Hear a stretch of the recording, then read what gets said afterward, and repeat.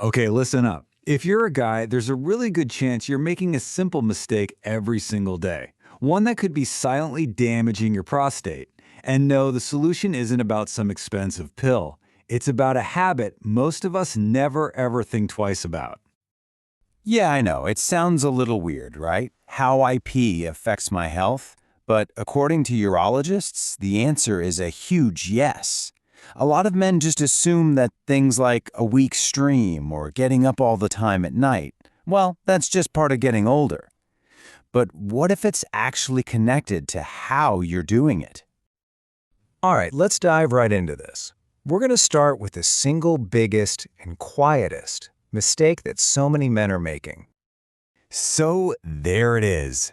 It's that urge to just rush, tensing up your stomach, pushing, just trying to speed things up and get it over with. Maybe you're late for a meeting or you just want to get back to the game on TV. We've all been there.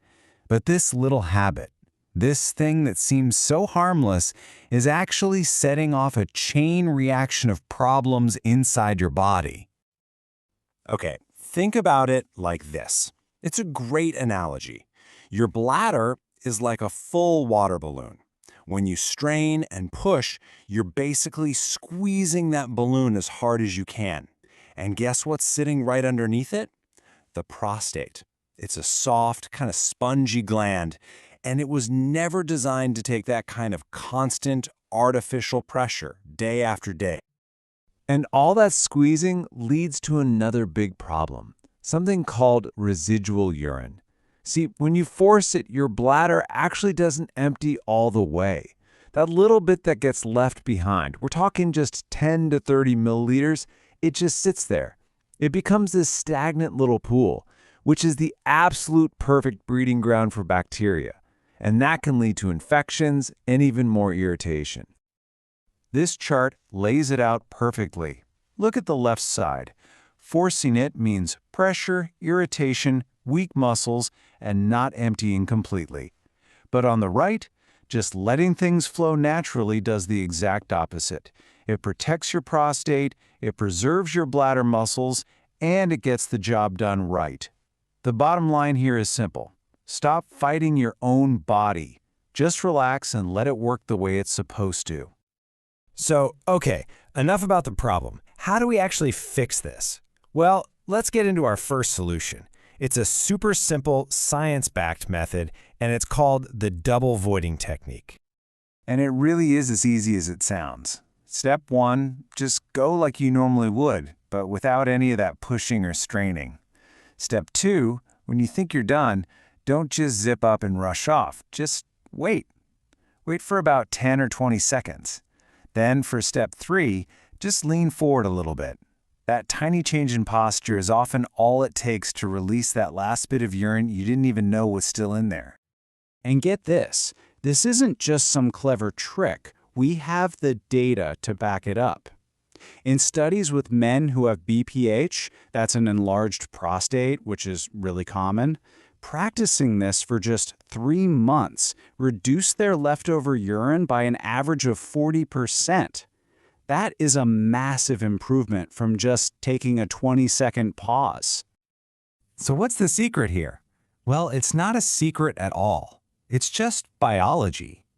That little pause gives your bladder's main muscle, it's called the detrusor muscle, a chance to kind of reset itself. It's like it gets to take a quick breath before giving one final gentle squeeze to push out whatever's left. You're basically just retraining your bladder to finish the job completely. All right, on to our next section.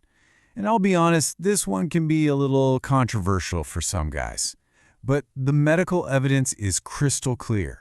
We need to talk about standing versus sitting. Let's break down the why behind this, because it's all about physiology.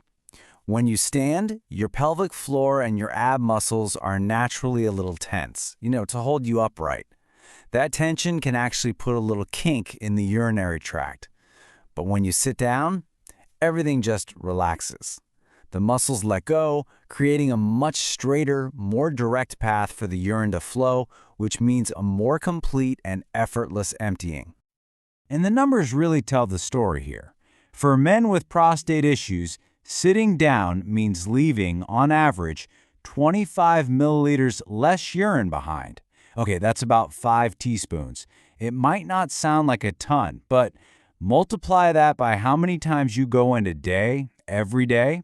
It adds up to a huge reduction in potential irritants just sitting in your bladder. And look, let's just be direct about this. The source material puts it perfectly. This has nothing to do with masculinity. It's a health choice, pure and simple. It's just like wearing a seatbelt. You wouldn't say wearing a seatbelt is unmanly, right? It's just a smart, science-backed thing you do to protect yourself. This is exactly the same idea. Of course, all these techniques work way better when you're supporting your body from the inside out. And that brings us to our final piece of the puzzle, nutrition. An anti-inflammatory diet is really the foundation of good prostate health. Here are 5 of the heavy hitters for your prostate. We're talking about lycopene, zinc, omega-3s, those cruciferous veggies like broccoli, and the catechins you find in green tea. What do they all have in common? They are all amazing at fighting inflammation, which helps reduce swelling and irritation in the prostate tissue. And here's a cool little pro tip about lycopene. You actually get way more of this powerful antioxidant from cooked tomatoes than from raw ones. The heat helps break down the plant cell walls, which makes the lycopene way more available for your body to absorb. So yeah, tomato sauce, tomato paste, those are fantastic choices.